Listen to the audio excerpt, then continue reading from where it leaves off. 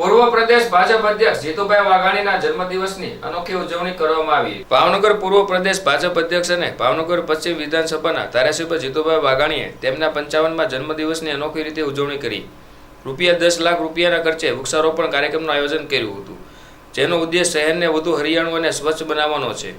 આ કાર્યક્રમ અંતર્ગત ધારાસભ્યની ગ્રાન્ટમાંથી ભાવનગરના કાળિયાબીડ વિસ્તારમાં રોડની બંને બાજુને વિવિધ પ્રકારના વૃક્ષો વાવવામાં આવ્યા છે। આ વૃક્ષોની ટ્રી ગાર્ડ સાથે સુરક્ષિત કરીને વાવવામાં આવ્યા છે, જેથી તેમનું સંરક્ષણ થઈ શકે અને શહેરની સુંદરતામાં વધારો થાય।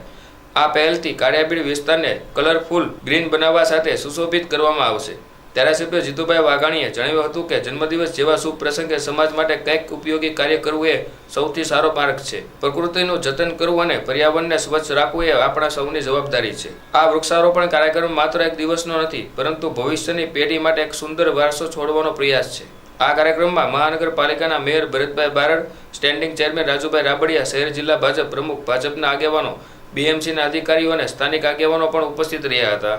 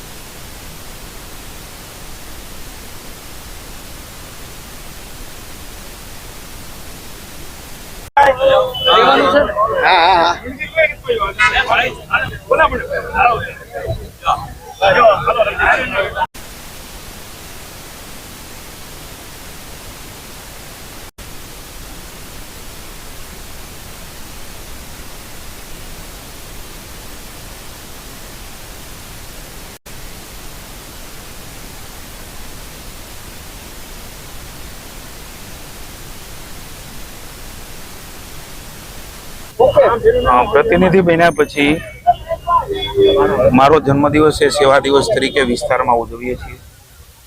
એ પહેલાં ક્યારેય ઉજવ્યો નથી। મને આનંદ છે કે મારા પપ્પાની પુણ્યતિથિ હોય સ્વર્ગસ્થ સૌજી દાદાની, તો પણ આ પ્રકારે મેડિકલ કેમ્પો કરવા, અન્યને જે આપણી મંદબુદ્ધિના બાળકો હોય, બહેરા મૂંગા હોય, તાપીબાઈ વિકાસ ગૃહ હોય, વૃદ્ધાશ્રમ હોય, એમાં સાથે રહીને પરિવાર સાથે પ્રીતિ ભોજન કરાવવું, સરકારી સ્કૂલના બાળકો હોય એને વિશિષ્ટ ભોજન કરાવવું, વિદ્યાર્થી ઇનામ વિતરણ સમારોહ હોય, આ બધા જ કાર્યક્રમો કરીએ છીએ। માનનીય નરેન્દ્રભાઈ મોદીના જન્મદિવસે પણ ભારતીય જનતા પાર્ટી સેવા પખવાડિયું ઉજવે છે। હું પણ એ વિષયમાં લઈને દરેક વોર્ડમાં કેમ્પ પણ કરી રહ્યો છું, દર વર્ષે કરતો હોઉં છું।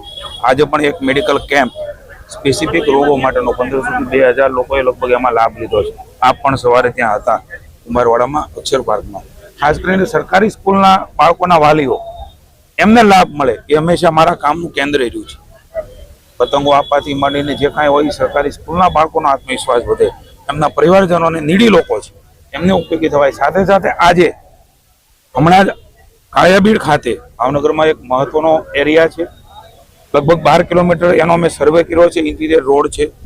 એ રોડ ઉપર સ્પેથોડિયા અલગ એક કેસરી, પિંક, વ્હાઈટ, લાલ આ પ્રકારના વૃક્ષો આપણે જે જોતા હોઈએ છીએ અલગ અલગ જગ્યાઓ પર, કોઈ ફિલ્મોમાં, અન્ય જગ્યાએ, વડનગરમાં આદરણીય નરેન્દ્રભાઈ મોદીની ભૂમિની અંદર ફોરેસ્ટ વિભાગે આ પ્રકારના વૃક્ષો વાવ્યા છે અને 100% સફળ થયા છે।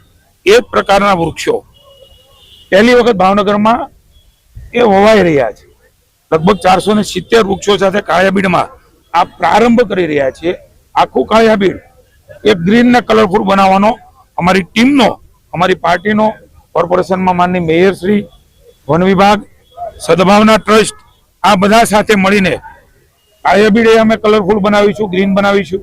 સાથે સાથે ભાવનગર પશ્ચિમ વિસ્તાર અને ભાવનગર શહેર રોડની બંને બાજુ આ પ્રકારના વૃક્ષો વાવીને, એ માટી નવી નાખીને, એ પ્રકારનું ખાતર નાખીને, એ પ્રકારની જાળવણીને કેળવણી કરીને 100% વૃક્ષ ઉગે એમના માટેનો ફોરેસ્ટ વિભાગ, વિસ્તરણ વિભાગ જે છે, ભાવનગરના ડીએફઓ છે, આ તમામ લોકો, કોર્પોરેશન છે, મારી ટીમ છે, સ્વયં મારી ગ્રાન્ટ છે, 70 લાખ રૂપિયા જેટલા ખર્ચ એ માત્ર કાળિયાબીડમાં થશે અને આપ સૌનો પણ, એનજીઓનો આવી સંસ્થાઓ જે કામ કરે છે એ બધાનો પણ હું સહકાર માંગુ છું કે આવો સૌ સાથે મળીને આપણું હરિયાળું ભાવનગર એ હવે કલરફુલ બનાવવા તરફ આગળ વધીએ અને એ દ્રશ્ય હમણાં જે મેં બતાવ્યું છે આપે પણ જોયું છે કલરફુલ ભાવનગર કલરફુલ કાળીભેટ બનાવવા માટેનો એક ગ્રીન ભાવનગર કલરફુલ ભાવનગર એ બનાવવાનો સંકલ્પ આજે અમે આ શરૂ કર્યો છે મને પૂરી શ્રદ્ધા છે ઈશ્વર અમને આશીર્વાદ આપશે લોકોના આશીર્વાદ મળશે એક નવા પ્રકારનો ભાવનગર એ આપણે રંગબેરંગી જોઈશું થેન્ક યુ